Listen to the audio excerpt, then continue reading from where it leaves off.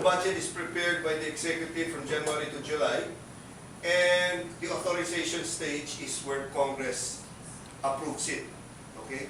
It's proposed by the President, the approval is by the legislature. Sorry for a bit technicalities, but this is how the goes, no? And then after the authorization, once the budget is passed, like now, we passed the budget in the lower house, but the senators are taking it up now because we're bicameral. After it's passed, it goes to the execution stage, where Gloria, being the president, starts to be the implementing person of what the legislature has approved. Suma total, it's the legislature, theoretically, that has authority. We say where the money goes, theoretically. But in reality, kalokohan lahat yun, Gloria dictates everything. Sad to say. But that doesn't be the case in other presidents. But anyway, with Gloria, that's what happens. So, what's important here is Congress has the power to state where our money goes, how much we're spending on defense, how much for health, how much for education, so forth, so on. Next slide, please. Okay. When you budget, amounts are appropriated and amounts are disbursed. And when you say there is savings, in layman's terms kasi savings may pera ka, no? But dito, sa savings, ang ibig sabihin sa savings sa budget is na-approve na ng Kongreso, pero hindi na-release. 100 million for malaria, anti-malaria, pero hindi na-release for whatever reason, savings yun. Okay? Ngayon, anong masama sa savings? Once naging savings siya, okay, once naging savings siya, pwede niyang gamitin ni Presidente Gloria Macapagal Arroyo for anything else, even if it's not approved by Congress, even without the knowledge of Congress. Yun ang masakit dun. Mag-withhold siya ng funds. In-approve namin, you spend, Mr. President, we order you by law 100 million for malaria. Pero okay, pa, I will spend it. Itatago ko. At the end of the year, I have 100 million. Now this is savings. Savings, I can spend it now on my problems. I can spend it on whatever I want without Congress approval. Wala ba sa law yun? That's the law na eh. That's why we're trying to reform it. Okay, these are the bills, the resolutions I filed for the reforms in the budget. And I just feel that I have just begun. All of this seeks to reform the budget. All of this seeks to clip the powers of the President. Okay? All of this seeks to bring back the supremacy of the legislature over the budget. All of these are sleeping a sleep of 1,000 sleeps in Congress. Hindi pinapansin. Okay? Hinaharap. Next slide, please. Okay. Ito yung framework. Impoundment and reenactment. Okay. First is impoundment. All of you understand word impounding, di ba? When you don't release the fund, when water is impounded. So, when you don't release, it's technically called impounded. Hindi ko re-release yung sinabi ko 100 million. Nagiging savings. And then it's realigned to where? Bahala ng Presidente. The other is reenactment. We'll talk about reenactment later. Now, next slide, please. Okay, for example, UP. How many here are from UP? University of the Philippines? None? Oh. Okay. Certainly. Don't deny it, sir. In the year 2007, this was reported by DBM. UP had a savings of 1.3 billion pesos. We had a roundtable discussion with UP around with COA on budget reforms, and we informed them. And this is what Professor Joselito Florendo, the OIC VP for Finance of the UP system, said. We were shocked when we were informed that we had 1.3 billion pesos in savings. For the record, we had no savings in that amount. How is this possible?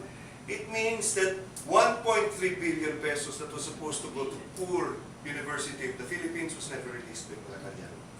It's not the fault of UP because the money never reached them. But yet it's reported as savings of UP. This 1.3 billion went somewhere else. So that is impoundment. And we all know, we pass UP, kasi naman kawawa yung University of the Philippines natin. They always have to ask their, magbibigay ko ba sa UP? mag-donate ka ng pera sa UP at UP ka. Scholar.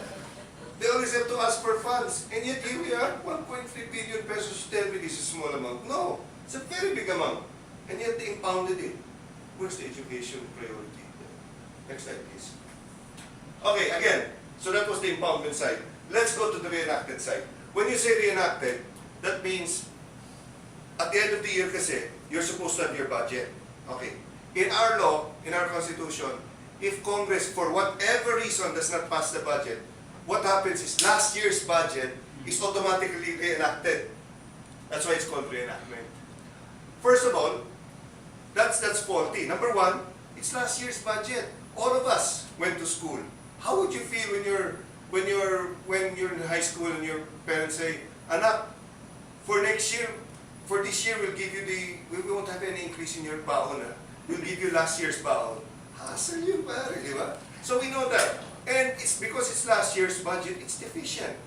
We all know prices increase, inflation, the needs of the people are dynamic, things change. So you should not have a reenacted budget. The evil sought to be covered by this reenacted budget is like in the United States kasi the whole government shuts down. I do remember during the Ramos administration, I don't know if you were in college pa rin, the US Embassy had to shut down for a few days in January. Why? Because the US Congress could not pass the budget. Kasi anong prinsipyo doon? If there is no appropriation or budget appropriation by law, then you cannot spend the money. You cannot just get the money and say, "I'll put this on." No, you need the law. Pero walang batas dahil pinasa ng US Congress. Shut down ang Congress. Shut down ang government. The whole government stops. So, what they did here is automatic reenactment. So, what happened is, dito, dapat kasi, it's a stopgap measure. Dapat sandali lang ito. Bakit? Kasi August to December, para hindi lang ma-shutdown ang the wheels of government, tuloy-tuloy, may reenacted until Congress passes it. Nakakahiya sa isang kongreso, nakakahiya sa isang administrasyon na may reenacted budget. It's a sign of laziness. You have no discipline to pass your budget on time. If there is any law that is important in this country, or for any country for that matter, it's the budget. Why? Because our national priorities are there. How much do we spend for our health? How much we spend for education, for the armed forces, for all the other programs? That's the most important piece of legislation. If Congress does not pass any other law other than the budget, okay na yan. And yet, what's the record of the Gloria Macapagal administration and her allies in Congress who have been in power from 2001 to 2009, 9 years, next year, 10 years, tignan mo, all from 2001, these are the years, to 2009, all years had reenacted budgets. Proud to be a member of Congress. So, yung budget natin ng 2009, yun yung 2001, yun ang ibig sabihin nun? No, ibig sabihin, then what this graph shows, okay, here's the years from 2001 going up to 2009. Ito yung months, 1, 2, 3, 4, up to 12. So January is 1, 12 is December. In every year, all the months, most of the months, all the years had a reenacted budget. Some 3 months, some 4 months, and 3. Tingnan mo kagaguhan dito, excuse me. Tingnan mo kagaguhan dito, no? 2001, 2004, and 2006. The whole year! Hindi na gumawa ng budget, reenact na.